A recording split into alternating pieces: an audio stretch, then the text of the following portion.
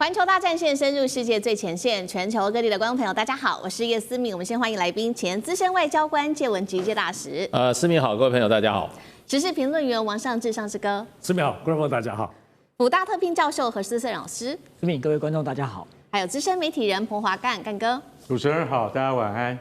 好，观众朋友，今天在这一场中美之间的贸易关税战，赶快来看到这一回，川普是不玩了吗？公开求饶吗？今天3个火线话题，我们请嘉宾来帮我们特别做解读哦。首先，第一个，现在机上看起来确实川普好像不想玩了，在求饶，因为呢，本来呢，他针对这场贸易战，针对各国课的100%的关税，现在呢，不断的偷偷在做降税哦。为什么这个时候态度180度的转弯？尤其是针对中国，可以看到他态度明显的放软，是为了稀土，所以向中国低头吗？这一场中美关税战打到现在，到底现在主导权在谁的手上呢？第二点，今天来关心了，美澳之间是不是抱团要来做自救呢，还是自欺啊？因为双方签下了这个高达85亿美元的矿物协议，放话了说1年要让稀土多到可以做到用不完。但是现在的关键还是说，大陆掌控了92%的精炼稀土的市场。美国真的能够顺利的脱离中国的稀土控制吗？第三点，我们来关心的是，现在中国的反制这场关税战已经进入到所谓的关税3.0时代了吗？因为呢，大陆祭出了非常多的招数，是招招致命对于美国来说，首先在稀土管制上面呢，它已经治得了美国了。再来就是它持续的查美气高通，还有在港务费上面持续开闸。北京说了，它是以其人之道来反制美国。全球贸易规则是不是正在被中国改写呢？今天这几个议题，我们都会一起的来做解读。好，最新消息，赶快来看到的是，在这一场中美的博弈之下，川普这一次呢，从佛州飞回华府的路上，这个突然间他语出惊人，态度放软了。他怎么说呢？川普说了，我不再跟大陆玩稀土的游戏了，并且他特别强调了，接下来会跟大陆之间还好好谈的议题，包括了从稀土、芬太尼到黄豆，都是跟大陆之间的一个首要协商的议题了。而中国大陆的稀土王牌，真的目前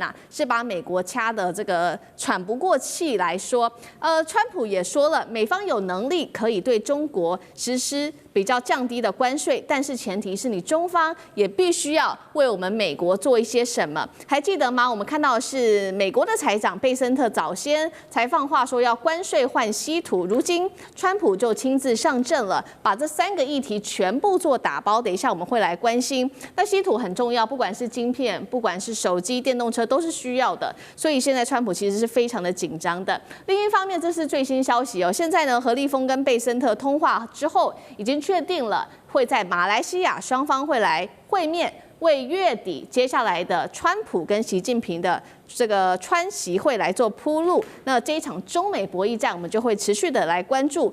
台面上的筹码似乎已经是越来越清晰了。节目一开始请教大使怎么看？现在中国的稀土战略是可以说成功压制住美国了吗？那川普是不是等于他认输了呢？大使怎么看？应该可以说都是。这个稀土的这个战力非常的强，美国现在跑不出稀土的这个魔咒。那所以你就看到川普从硬到中硬。到小硬，最后可能就变成不硬，最后就变成小软，最后中软、大软。所以呢，这个经贸谈判就跟打仗一样，是硬实力，不是软实力。你用嘴巴用唬人跟打梭哈一样，你那个叫牌叫得越大，输得更惨。现在川普就陷入到这个所谓陷阱里面去了。那现在川普不仅就是说稀土中国大陆会不会让步？中国大陆会买它黄豆，中国大陆会不会芬太尼方面跟他合作？这个完全都是看大陆愿不愿意跟他谈了，而且还卡到一个更麻烦的。川普说，我这个要跟习近平要10月31号在韩国要见面，大陆现在没有说要跟他见面所以到时候全部都让他空的话，川普就从怎么样？就从50层楼的高楼上摔下来。那摔的不仅是川普的面子，美国的威信会扫地。那中国大陆以后对美国很多国家就要学中国大陆了，因为发觉美国是怎么样空心的所以用实力来对实力啦。那所以现在川普会越来越急。所以现在这个礼拜就不晓得哪一天啊，贝森特跟何立峰要见面了嘛。那我觉得这个时候大概中国大陆是没有什么好退让的，那大概就是看美国怎么让，美国让到什么程度，然后呢，习近平才会出面。因为到了这个元首阶级最高层级的见面啊，不是去吵架的，是去怎么都是各去怎么样收获成果的。你川普要收获什么成果？习近平也要收获成果。所以现在这个情况之下，就是说，如果习近平认为说这个我不满意，结果我不能去的话，那就不会见面了。不见面的话，川普就傻在那边了。因为川普每天就讲说，我跟习近平关系很好啊。还说我现在已经不打算毁灭中国了，这个讲法的话，就是觉得你会觉得越讲越好笑了。那就变成就是说，这个情况之下啊，稀土是没有错，美国老早就跟澳洲合作，也不是今天啊。这个10年前日本跟中国大陆打这个稀土战的时候，就已经跟澳洲合作了，最后日本还是败阵下来。那你要对关键产业，你的稀土好，你现在说你1年可以赶得上供应。可是这1年如果没有的话，你的工厂就已经，工厂已经就撑不住了，3个月都撑不住，所以这就是一个你说这个就是远水救不了近火，然后大豆的话，大陆是第一次完全不买，那并不是没有完全不买美国的农产品，中国大陆还在美国的玉米跟大麦跟小麦。可是这一次黄豆单挑出来是1粒都不买的情况之下，美国的这个它的软肋就出来了，因为这个大豆都产在红州，也就是这个川普的铁票区。如果说这一次大豆这个农民不满意的话，很可能他在明年的年中选举，铁票区就会掉几席联邦参议员，甚至联邦众议员。联邦参议院现在只差1席啊。那如果掉个1、2席的话，川普明年开始跛押，他就没有办法作为川皇帝了，他就变成川太监了。所以呢，这差别很大。所以我觉得这个整个谈判，我们从整体来看的话，我们谈判常常讲是整体气氛、整体的形势，对川普极为不利。那现在看就是就看那个习近平要怎么发落他了。如果要让川普这个也不是说一招毙命，起码出一招让他躺在床上躺好久这个时候是中国大陆出手的机会了。所以呢，我认为川普玩得太大了，没有那个实力玩到那个他玩不起的那个阶段以后他把他自己置在这个火上烤。那他每次都这样，那学不乖。所以呢，你逼着人家要出重手，让他乖一点。所以我是对川普的前途我是蛮看衰的。好，这一场关税战，中国大陆手握的各种的王牌。刚刚讲的黄豆，我们下一节会做一个比较清晰的解析。不过我们持续来谈这个稀土。刚刚特别提到了嘛，其实美澳之间在稀土上面早就有所合作的。那这一次呢，其实又最新又签约了。那这一次的价值金额是比较高，85亿美元签下了叫做这个关键的矿物协议。我们赶快来看一下这个协议的内容川普已经承诺了，他说夸口在1年之后呢，会拥有更多的关键矿物跟稀土，而且价格他说这个非常非常的低耶，只值2美元。重点是这些关键矿物，川普说了，接下来会多到用不完。但是眼前有一个困境，就是目前呢，90%以上的这一些稀土精炼市场还是在大陆。就算你澳洲好，提高了产量，提高了你的精炼技术等等，但是还是赶不上中国大陆控制的这个稀土的这个精炼技术。那么现在的关键问题还有就是美国要追上。中国大陆现在领先在稀土领域40年，恐怕还得多花几十年的时间。川普要做的这个计划会不会是天方夜谭？上志哥怎么看？哇，川普这个夸口说1年后大降价弯专连销为，绝对不可能，绝对不可能。稀土真的太难了，在其他的技术或各方面，比如军事可以追上，稀土太难。难在哪里？稀土因为就是在过去来讲，它虽然50年代就开始有在开挖，包括在精炼，可是从初炼到精炼，连中国大陆都是投入了将近50-60年在做这件事情。难在哪里？首先高污染，到现在还是高污染。可是现在的高污染当中，能够把污染再怎么样的转化，我们先不要讲环境的代价。所以中国每次在谈自己稀土，都说付出了环境的代价，因为是重污染。难在哪里？稀土的提炼基本上2大技术，第一个用电能，大量的高热才能够提炼。第二个部分是化学，是大量的包括硫酸用腐蚀的方式。原因为什么呢？我们都知道现在都讲17种稀土，稀土现在大家也都说有轻稀土跟重稀土。稀土是这样子，它是一种类金属，也就是说这种类金属它基本上它是跟很多东西很容易氧化，所以在这种矿砂里头或稀土的这个所谓的矿里面，它也经常跟很多的金属合在一起。所以你要怎么样这分解，要用大量的热能、电能到大量的硫酸。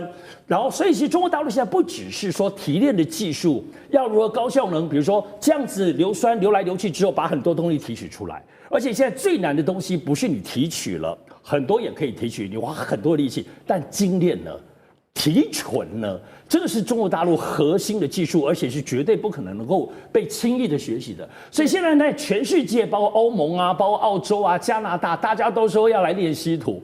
这些东西都是搞不清楚这个炼的部分的技术到难到这个部分的地步，而且最重要的是这些技术现在中国的管制严重的不得了。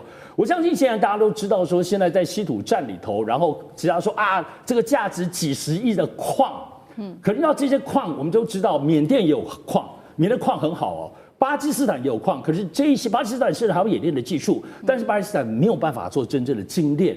而且你要知道，稀土的提取当中，中国大陆可以提取17种，很多地方可能都提1、2种。好，我要讲这一个很特别的不一样，就是中国大陆其实从今年3月就发现，美国方面透过情报系统当中开始在挖角中国大陆的人。所以很多当中稀土，中国大陆一些稀土，一些副总，真正懂技术的，能够做工厂的，陆陆续续开始偷偷辞职。所以中国大陆现在不只是中美对抗当中管制稀土、管制技术，其实从今年3月开始，中国大陆这有关于人员的控管，因为这个美国我们说 CIA 吧，就各方面的情报都要挖角。所以呢，让他们出国啊，或各方面。可中国大陆有时候放长线钓大鱼，有些就让你挖角，先去美国谈一谈，回来再继续挖角，然后就一锅端全部抓起来。所以这个部分虽然新闻没有太多披露，可是你当然可以想象。不要说是从今年3月，在之前其实稀土已经吃过苦头了。你觉得美国只是说自己投资他们的稀土矿，像川普讲说我们都一直开挖吗？没有嘛。当然就是情报战，就是要把中国最关键的人才、有能力建厂能力的人，手握就人要挖角。而这个人才战、情报战，其实在台面下虽然新闻没有披露，但在今年3月，中国大陆已经大量的。所以你说到底有多少人才流出去？也许有这么一丁丁。可是最关键的人才已经全部都被控制住了，是包括，所以在这次的我们看到这一次的管制当中，也包括人才、技术，所以中美的部分的对抗，美国你说可以吗？你都找不到人才啊，你从人才从哪生出来？最难的不是买矿，不是说建厂，最难是美国绝对不会拥有这些中国大陆真正有能力的各类的提取稀土的人才。好，这个就是中美关税战下，我们看到中国大陆它非常的善打这个它的稀土战。其实我们眼看着剩下2周就是川习会，那其实我们也注意到，在10月份尤其大陆祭出了非常多的招，而且这个时间序都是非常井然有序的。首先我们来看一下大陆的这一套组合拳有哪一些顺序。10月9号开始打这个稀土技术的出口管制变得更加严格嘛，那10月10号它开始针对美企高通做了更深入的调查，再来10月14号，针对美国的船舶费特别征收了这个港务费，包括连美资的邮轮都直接中箭落马。有一个说法是，现在大陆的做法其实是就是选美国来做这个选美国打美国的游戏，反被中国来用。怎么看这个组合拳？还有就是说，中美贸易战打到现在，到底现在谁比较占上风？干哥怎么看？我跟你讲，大陆你以为他就每次他都是被动的，很多学者都指出来说，他在这个贸易战之中。大陆都是等你来制裁我，我才反击你。现在不是了，现在打的是组合拳。你知道什么叫组合拳吗？就是师夷之长以制夷啊。现在是师美之长以制美。为什么？美国商务部早在9月29号的时候，他就已经讲了，所有有陆气的成分在里面，持股超过50%的公司以外。子公司一样要查，那个等于是把喉咙都给割了，你知道吗？好，那你现在这样对付我是吧？没关系，那我现在先祭出一招。10月9号，不久之前，10天前，他要先讲，现在如果说在海外不是这个我们大陆的公司，是外资企业的公司，然后呢，它使用了我们中国出口的稀土，只要达到0.1%的含量，通通都要报给我们中国商务部，不报的话不能卖。0.1%哎，当然稀土的占比通常本来就是这么高，差不多啊。但是它设在0.1%的意思就是告诉你说，只要你有一丁点的大陆稀土出口而制成的卫星、通讯，然后航太，然后飞机、科技等等这些产品，通通都要跟这个中国商务部报告，报告之后才能够准你能不能够销售。在这种情况底下，我今天坦白跟你讲，美国有很多航太公司，它也被掐到脖子了，这是第一招。第二招是什么？他马上他说，对，你们那个高通有反垄断倾向啊，我们现在中国商务部已经开始立案调查了，所以你会调查我们，我们也会调查你。所以他现在第二招这个，第三招什么？美国有多少？大家都听过皇家加勒比那个豪华邮轮，对不对？或是丽星邮轮，还有什么？还有迪士尼邮轮，5、6家邮轮，你知道他们以哪里为母港吗？上海，以上海为母港。你现在美国政府要收我们大陆船舶的那个港口费，那我们也要跟你收另外一种叫做特别港务费，其实就是港口费。对，你知道丽星邮轮它一艘船平均而言在上海停靠一次，它要收你多少钱吗？他要收600万美金，把丽星邮轮给吓死了。他说这怎么办啊？如果真的要这样子收的话，那我跟你讲，我们的营运怎么办？我们的盈余怎么办？所以这是一个其实摆在眼前的问题，就是说这个部分其实还可以谈，就看你川普要不要谈。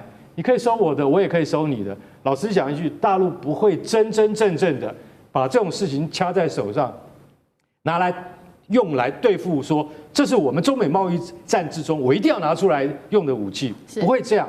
看你川普的诚意到哪里，不然的话要收的话，我会告诉你，美国不是只有一个邮轮而已，它有太多东西会被中国制裁的。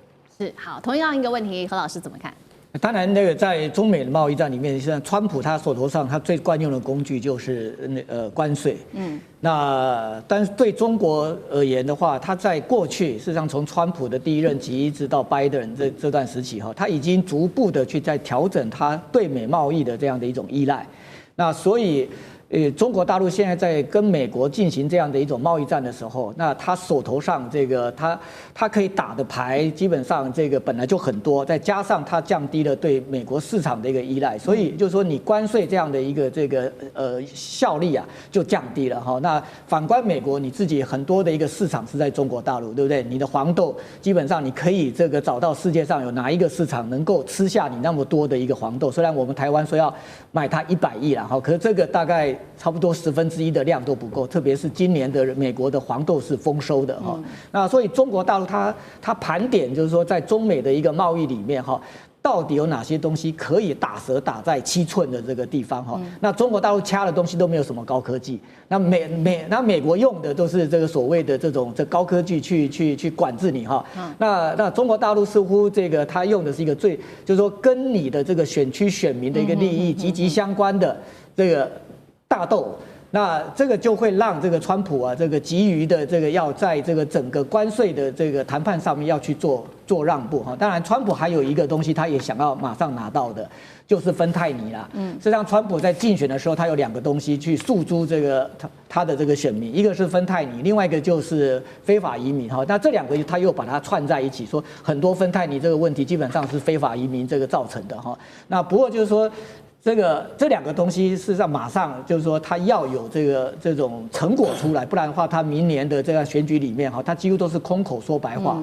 那中国大陆当然也知道，就是说芬太尼这个东西是你比较容易去得分的，那他也愿意让你在这个地方能够对选民有所这个可以交代的这个成果出来，但是你必须要在整个中美的这个贸易战里面哈，那你当然。